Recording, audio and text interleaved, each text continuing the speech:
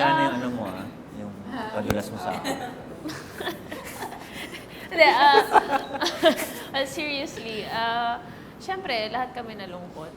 Nanghihinayang kami kasi bago pa kami magsimula nito, si Marian na yung tumatawag sa akin.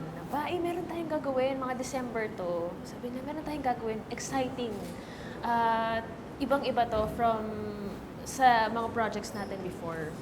So sabi ko, ano yan? Tapos diniscuss niya na sa akin. Sobrang excited ako kasi for the longest time, walang gumagawa nun sa TV. And first time na magiging lovers kami. So, dumating yung January, dumating yung February, dumating yung March. Di ba parang nag-uusap kami in between that na mag-pray ka muna kasi meron silang mga ibang kinoconsider for this. So, alam mo yun, hindi ako nag-expect pa talaga 100% na mapapasama ako sa project. Pero may high hopes ako for this kasi gusto ko nga talaga siyang gawin. Tapos, nag-uusap kami na paano pagagawin natin? Basta relax ka lang. Sabi niya, akong bahala. Itutuloy talaga natin to. Kahit anong mangyari, itutuloy natin to. So, dumating yung time na ayan na, pasok na daw ako sa banga. So, finally, kompleto na yung cast, ganyan. We were talking about our characters and kung paano namin siya paghahandaan kasi very sensitive nga yung mga eksena, very delicate yung mga characters namin. So, alam mo yun, meron talaga kaming preparation, meron kaming pag-uusap na gagawin natin to, tulong-tulong tayo.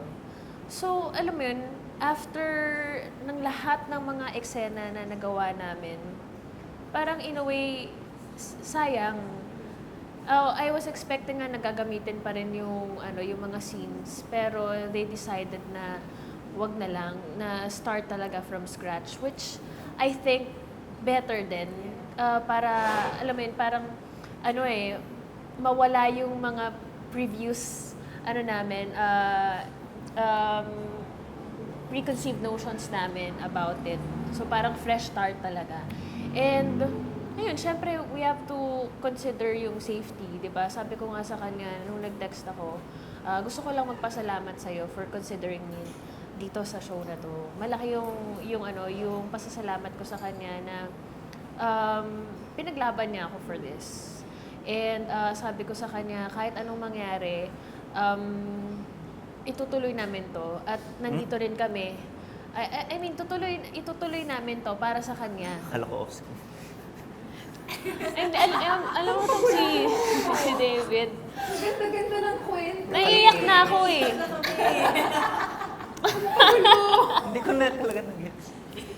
Kausapin mo muna yung halaman. Na itutuloy namin yung nasimulan. At nawala na tuloy ako. Kahit tapos na yung... Oo, tapos, and nandun pa rin yung suporta namin for her. Alam mo yun, kasi niya rin pinaghandaan niya rin naman yung project na to. But meron ngang mga ibang plano si Lord na hindi natin ine-expect and hindi natin pwedeng questionin. So we just have to embrace what's given to us and work on it, work hard talaga. Kasi dito pa sa project na to, we were talking about this earlier ni Rian, na magiging successful to kung magtutulong-tulong tayo. So regardless of what happened, regardless of kung sino man yung dapat na nandito, kasi hindi lang naman siya madami pa talagang mga na-consider for this. And what's meant to happen will happen. And we just have to do our best. Ay nako. Ba't di ba kita kausap yan? I was really looking forward talaga to be paired kay Marian. Siyempre, the first time I worked with her nung sa Jezebel, ako yung kontrabida naman.